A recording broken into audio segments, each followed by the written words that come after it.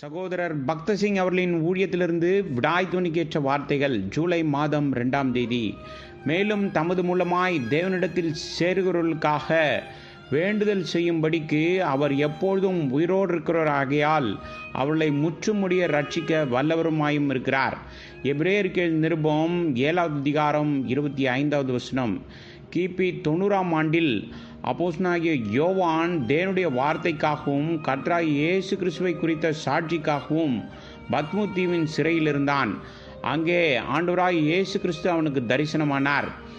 இந்த சமயத்தில் விசுவாசிகள் மிகுந்த உபத்திரவங்களை சந்தித்து கொண்டிருந்தார்கள்.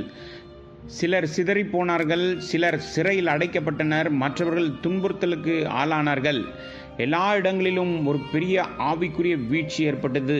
இன்று உலகின் எல்லா பகுதிகளிலும் கிறிஸ்தவர்கள் மத்தியில் இதே நிலைமை நிலவுவதை பார்க்கின்றோம். கடைசி நாட்களில் அநேகரின் அன்பு தணிந்து போம். மத்தேயு சுவிசேஷம் 24வது அதிகாரம் 12வது வசனம். கர்த்தராகிய இயேசு கிறிஸ்து சொன்ன தீர்க்க தரிசனம் இது. 2 தீமோத்தேயுவின் புஸ்தகம் 3வது அதிகாரம் 5வது வசனத்தின்படி விசுவாசிகள் தேவ பக்தியின் ஒரு வேஷத்தை கொண்டிருக்கிறார்கள், ஆனால் அதன் வல்லமையை மறுக்கிறார்கள். இன்று கிறிஸ்தவர்களிடையே உலக பிரகாரமான செயல்பாடுகள் அதிகரித்து வருவதையும் அவர்கள் ஒவ்வொரு நாளும் குளிர்ந்த நிலையில் இருப்பதையும் பார்க்கின்றோம். கர்த்தராகிய இயேசு கிறிஸ்துவின் நிமித்தம் பாடுகளை மிக சிலரே தாங்கிக் கொள்ள முடிகிறது. சில கிறிஸ்தவர்கள் ஆவிக்குரியவர்களாக மாற விரும்புகிறார்கள், ஆனால் அதே நேரத்தில் அவர்கள் உலகத்தை விட்டுவிட விரும்பவில்லை. ஒருமுறை நான் ஒரு சிறு பையனை பார்த்தேன். அவன் கையில் அழுக்கு படிந்த ஜிலேபி இருந்தது. நான் அந்த பையனை நினைத்து பரிதாபப்பட்டு, அதை தூக்கி எறிந்துவிடு, நான் வேறொரு நல்லதை வாங்கி தருகிறேன் என்று சொன்னேன். அவன் ஒரு கையில் ஜிலேபியை இறுக்கமாக பிடித்திருந்தான்.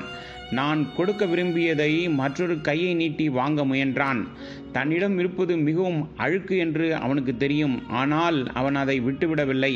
ரெண்டையுமே விரும்பினான். அதுபோல சில கிறிஸ்தவர்கள் உலகம் மற்றும் தேவன் ரெண்டையுமே விரும்புகிறார்கள். ரெண்டையும் ஒருவர் கொண்டிருக்க முடியாது. நீங்கள் தேவனை விரும்பினால் நீங்கள் அவரை முழு மனதுடன் அன்பு கூற வேண்டும். கர்த்தராகிய இயேசு கிறிஸ்து 7 பொன் குத்துவிளக்கில் மத்தியில் உலாவுவதை யோவான் பார்த்தான்.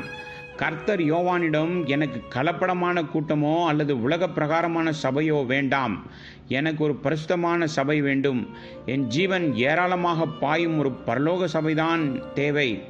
ஆனால் ஜனங்கள் சபைக்குள் உலகத்தை கொண்டு வருவதை பார்க்கின்றோம். சண்டை சச்சரவுகள், பணத்தின் மீது மோகம் மற்றும் ஒவ்வொரு விதமான உலக பிரகாரமான காரியங்கள் காணப்படுகிறது. இதனால் கர்த்தராகிய இயேசு கிறிஸ்து திருப்தி அடையவில்லை. அவர் சுத்தமான பொன்னை விரும்புகிறார். அதனால்தான் அவர் தனது ஜனங்களிடையே சுத்திகரிப்பின் அக்கினியை அனுமதிக்கிறார். ஏனென்றால் பொன்னை அக்கினியால் மட்டுமே சுத்திகரிக்க முடியும். கீழேயும் நெருப்பு மற்றும் மேலேயும் நெருப்பு. நம்முடைய கர்த்தர் அப்போஸ்தலனாகிய யோவானிடம், நான் அவர்களை சுத்திகரிக்கும்படி ஜனங்களுக்குள்ளே சுத்திகரிக்கும் அக்கினியை அனுமதித்தேன் என்று கூறினார்.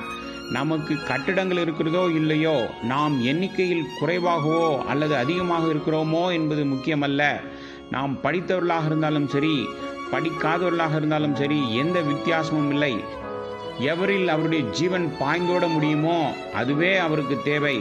தெய்வீக ஒழுங்கிற்கு வரக்கூடியவர்களையே நம்முடைய தேவன் விரும்புகிறார். நாம் அவருடைய சபையை அவருடைய திட்டத்தின்படி கட்ட வேண்டும் என்று கர்த்தர் விரும்புகிறார். அது ஒரு இந்திய சபையோ அமெரிக்கா அல்லது ஜப்பானிய சபையோ அல்ல, மாறாக அவருடைய சபை.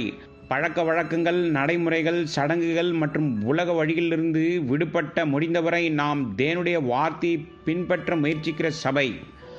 அவருடைய சித்தத்தின்படி எல்லாவற்றையும் செய்கிறோம், ஆனால் சிலர் பாவத்தில் விழுவதை பார்க்கிறோம். ஆனால் நாம் அவர்களுக்காக ஜெபிக்க வேண்டும், ஏனென்றால் உலகம் அவர்களுக்குள் மிகவும் பலமாக இருப்பதை பார்க்கிறோம். இதனால்தான் வெளிப்படுத்தும் விசேஷம் 1வது அதிகாரத்தில் கர்த்தர் அப்போஸ்தலனாகிய யோவானுக்கு பரலோகத்தில் பரிந்து பேசுபவராக அல்லது பிரதான ஆசாரியராக தரிசனமானார். நம்முடைய நித்திய பிரதான ஆசாரியராக அவர் நமக்காக பரிந்து பேசவும் ஜெபிக்கவும் ஆயத்தமாக இருக்கிறார். அவருடைய உடன் ஊழியர்களாகிய நாமும் இதே ஊழியத்தை செய்ய வேண்டும்.